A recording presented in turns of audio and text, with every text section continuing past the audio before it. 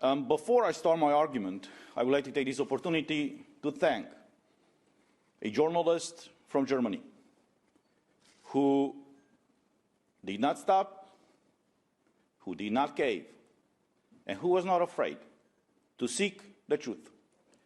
When this journalist, whose name I don't know, saw the news out there in the month of April of 2021 that Ursula von der Leyen signed a contract with Pfizer for 1.8 billion, not million, billion with B, new doses of Pfizer vaccines. The guy requested from the European Commission, based on the regulation, the EU law, that gives you guys access as journalists to documents held by the Commission. So this journalist requested all the communications between the European Commission and between Ursula von der Leyen and the head, the CEO of Pfizer company. The answer that this journalist received from the European Commission was that they cannot give him the personal messages or the direct messages between Ursula von der Leyen and the head, the CEO of Pfizer. The journalist did not stop there. He filed a complaint with the Ombudsman office.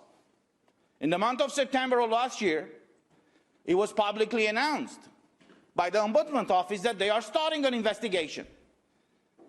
I'm not here to criticize the media, but I have to tell you guys, the Brussels media was only one outlet who reported the story. We as MEPs, we found out 2 weeks afterwards about this investigation. And we start promoting that, and that's how the mainstream media started talking about that investigation. A few weeks ago, the Ombudsman released the conclusions of that investigation. And the Ombudsman office said, and I quote, there was maladministration when the European Commission, and implicitly the head of the European Commission, Ursula von der Leyen, refused to release, to disclose these personal communications between her and the Pfizer CEOs.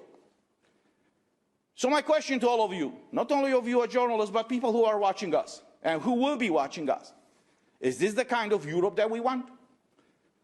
Where the president, an unelected by the people president of the European Commission, is negotiating personally with the head of a private company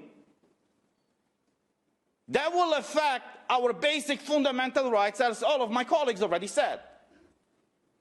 We should, not only that we are entitled by law and by the Treaty of the European Union to have access to these documents, but it should have been her, the first one disclosing this information to us as MEPs, to you as journalists, and to everybody living in the European Union, because we are all affected by these decisions, and that did not happen. So I have to take this opportunity to thank Emily O'Reilly, the European Ombudsman, for not caving, for not stopping, and for actually doing her job. She was pressured. She was threatened. I know the kind of backdoor deals were here in the Parliament. To stop mentioning in all these reports about her activity, do not say anything about the contracts, backdoor deals. But she did not stop. She did what was supposed to be doing. And that's how we found out that there was maladministration. But this is not enough. You remember a few months ago, in a similar press conference, I showed you the contracts, the way they were released to the public and to US media. After the pharma companies accepted to be released this way, and I will show you some of the pages. This is the contract with Moderna. Pfizer is even worse. At least here you can see the page number. In the contract with Pfizer that was released to the public, you can't even see the page number. So I'm asking all of you, is this transparency?